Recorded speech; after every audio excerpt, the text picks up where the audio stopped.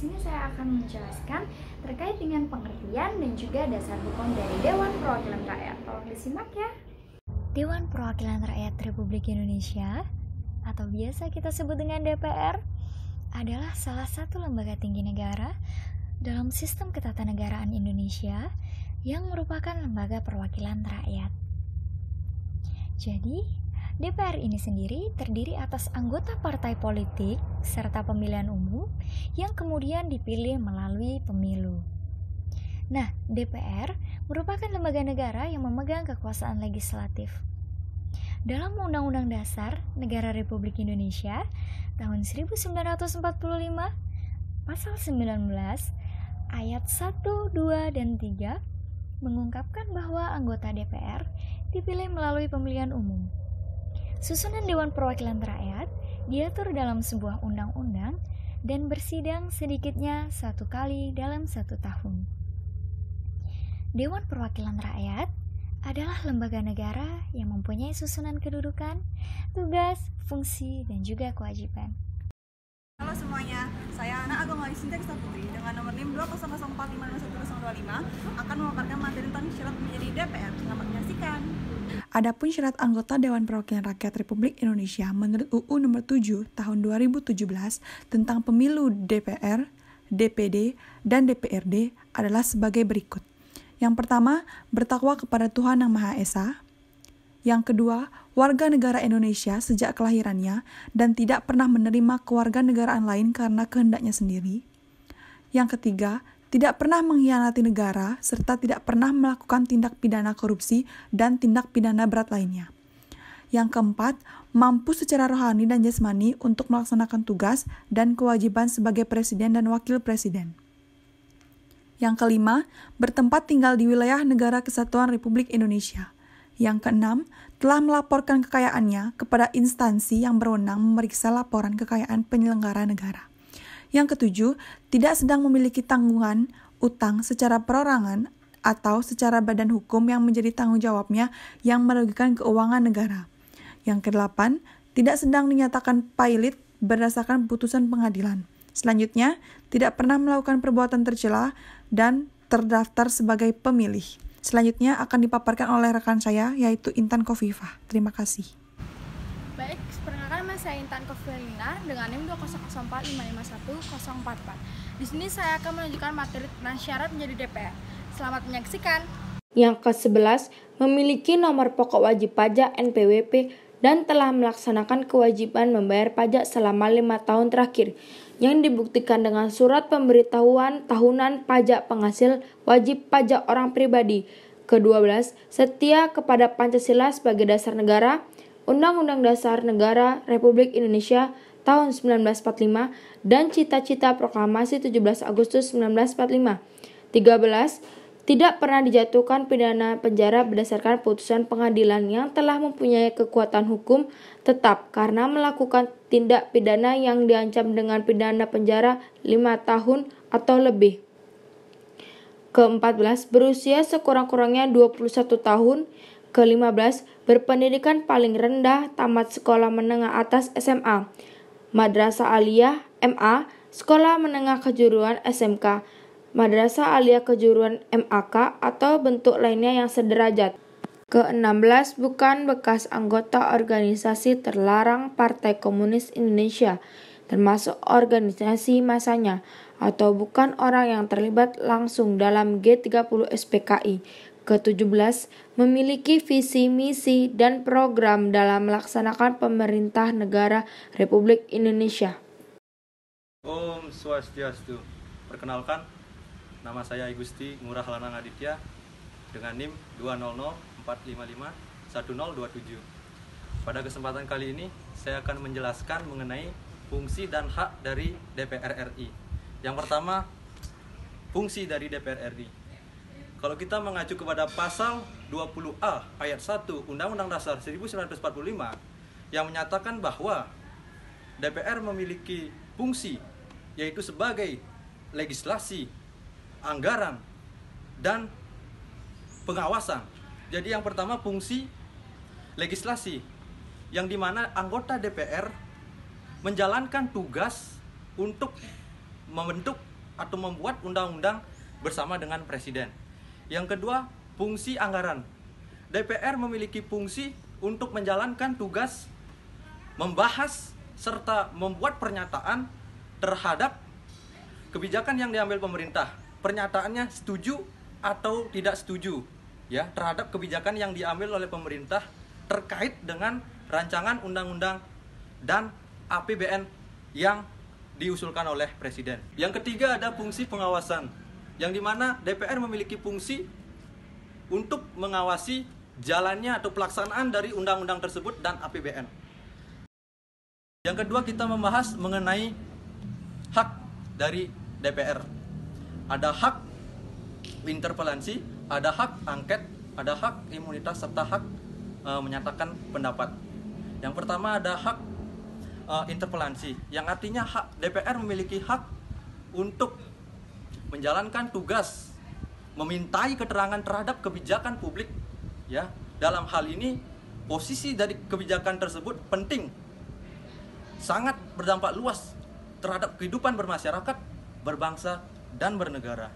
Yang kedua ada hak angket, yang dimana DPR memiliki hak untuk menjalankan atau menjelaskan mengenai kebijakan-kebijakan publik yang diambil oleh pemerintah, yang dimana berdampak luas bagi kehidupan masyarakat.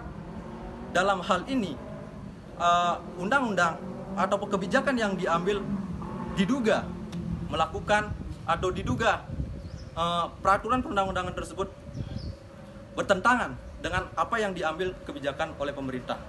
Yang ketiga adalah ada hak imunitas, yang dimana anggota DPR diberikan kekebalan hukum untuk melakukan pernyataan baik lisan ataupun tertulis pada saat mengadakan rapat DPR. Jadi DPR tidak bisa dilaporkan ya ataupun dituntut baik pengadilan ataupun di luar pengadilan.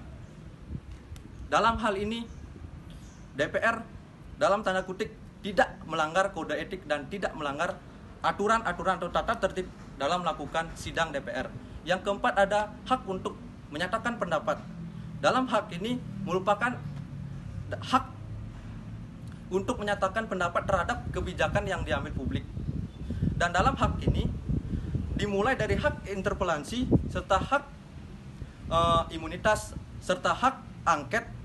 Ini merupakan gabungan dari hak tersebut untuk menyatakan ataupun memberikan pernyataan terhadap dugaan pelanggaran ataupun dugaan pelanggaran yang dilakukan oleh presiden, baik melanggar hukum, mengkhianati negara, melakukan tindak pidana berat dan lain sebagainya.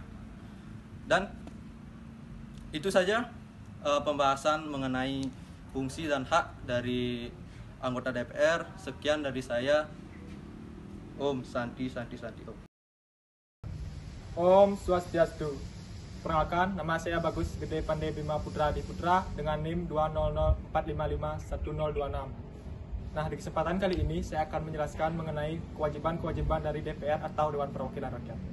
Dalam peranan DPR yang sangat strategis, DPR mempunyai kewajiban-kewajiban yang harus dipatuhi dan dilaksanakan oleh setiap anggota DPR.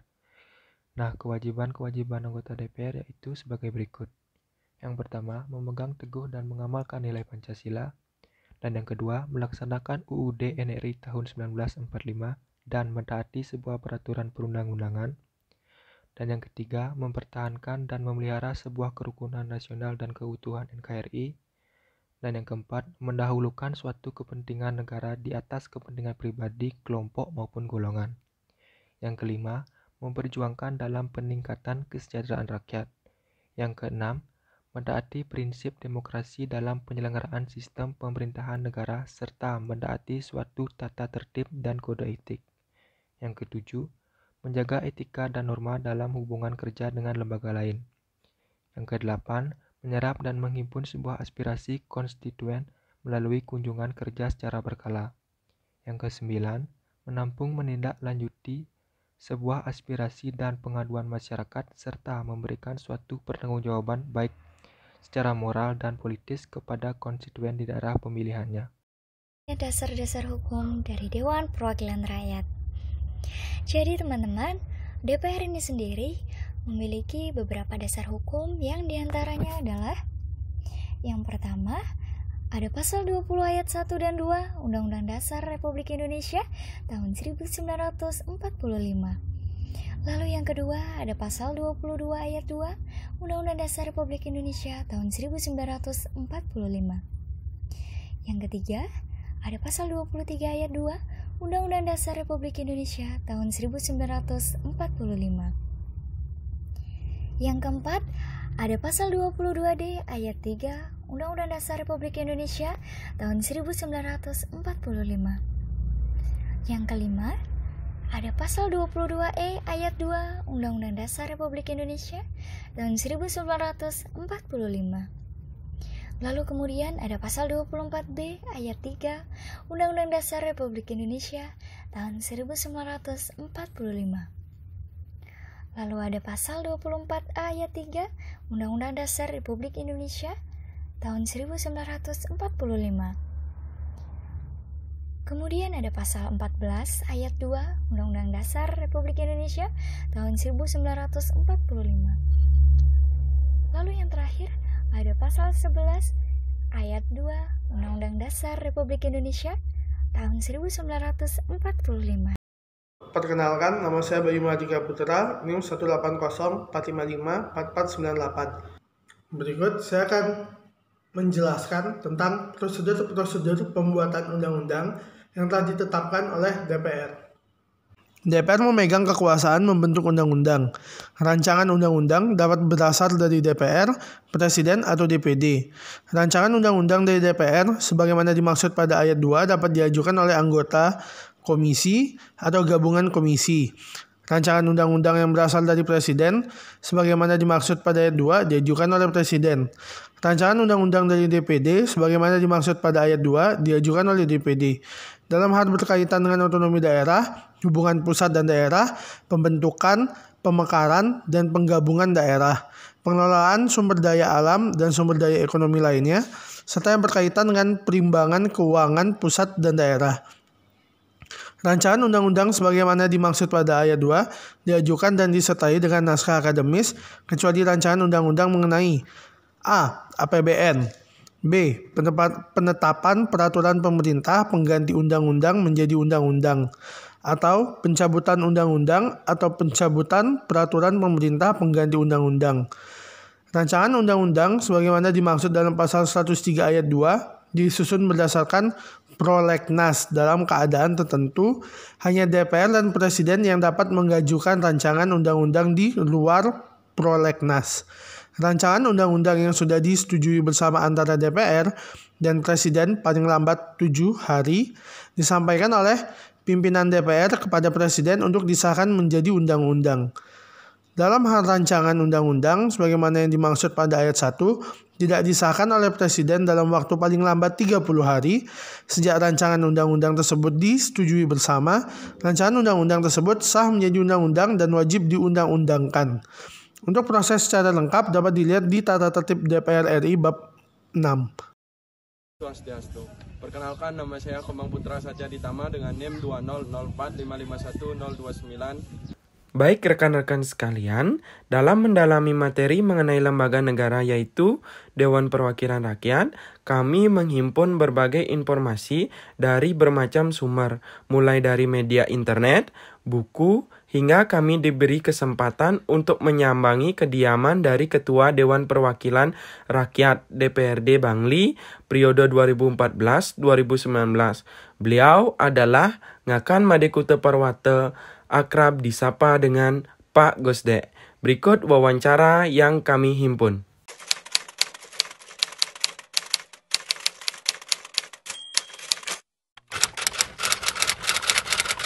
Ini adalah perwakilan dari masyarakat yang dihimpun oleh partai politik, kemudian partai politik mendaftarkan untuk masuk dalam daftar pemilihan. Nah, inilah yang nantinya akan menjadi tolok ukur demikian. Setiap kursi yang ada di tiap daerah akan bersaing antar partai politik. Nah, sedangkan anggota dewan itu sendiri tetap bertanggung jawab kepada partai politik, walaupun beliau-beliau itu dipilih secara langsung oleh masyarakat. Karena seperti saya katakan, karena peserta pemilu legislatif itu adalah partai politik. Jadi partai politik yang memiliki hak kaitan dengan keberadaan kursi di tiap-tiap daerah ataupun di DPR, MPR gitu. Nah, sehingga disinilah ada dualisme aspirasi yang harus diemban oleh seorang anggota dewan. Jadi pertama harus memperjuangkan partai politiknya, dan kemudian yang kedua harus memperjuangkan aspirasi dari masyarakat. Nah, kadang-kadang sering antara program partai dan aspirasi masyarakat ini tidak nyambung. Karena apa? Karena antara pemahaman di partai politik dengan masyarakat kaitan dengan aspirasi ini sangat berbeda. Nah, disinilah berat bagi seorang anggota dewan memikul dualisme ini gitu. Nah, kadang-kadang seperti kita ketahui, kalau partai politik dalam program kerjanya itu menginginkan poin A gitu. Tapi di masyarakat kadang-kadang ini yang tidak nyambung. Inilah yang merupakan kerja berat dari anggota dewan. Dan kemudian keberadaan anggota dewan itu sendiri di tiap periode mereka harus juga bekerja untuk partai politik. Karena kalau ingin keberlanjutan karir, ini harus tetap menjadi anggota satu partai politik.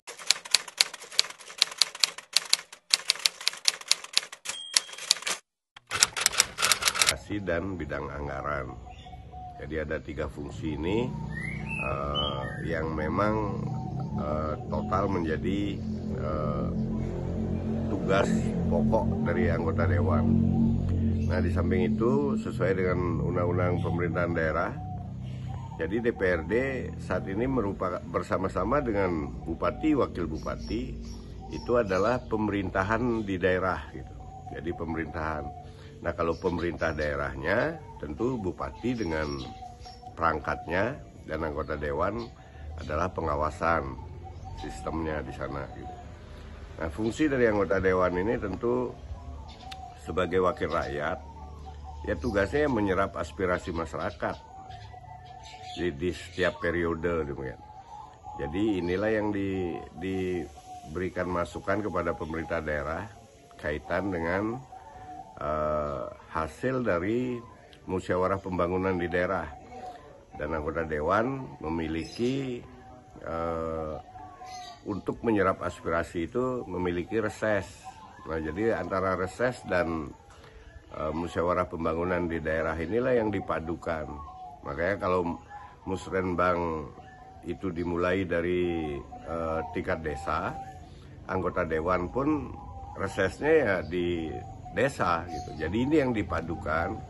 Nah, pada saat sudah berjalan ke tahapan yang lebih tinggi, jadi musrenbang kabupaten sudah dilakukan, jadi anggota dewan juga memasukkan hasil reses. Nah, sehingga di rencana kerja pemerintah daerah di RKPD-nya ini sama-sama masuk gitu. Nah, itulah fungsi total dari DPRD. Nah, di samping pada saat hak anggaran yang ada di DPRD, jadi bersama-sama pemerintah daerah membahas APBD, di situ saling isi gitu.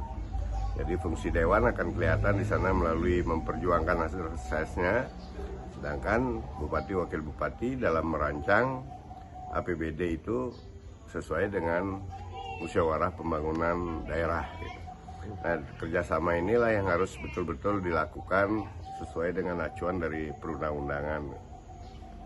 Nah, saya kira fungsi tugas itu seperti itu. Ada hal lain misalnya dipertanyakan, silakan.